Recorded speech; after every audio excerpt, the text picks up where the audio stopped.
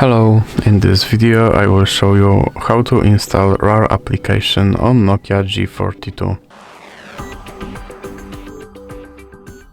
So you have to start with opening Google Play Store. Now click on search bar and type in RAR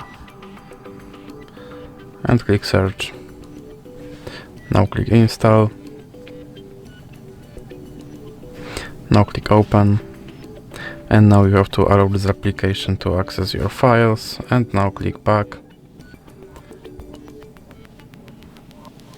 And now you have to decide if you want to see notifications from this application, and you can click allow, and now click dismiss. So that is for this video. If you liked it, please remember to leave like and subscribe.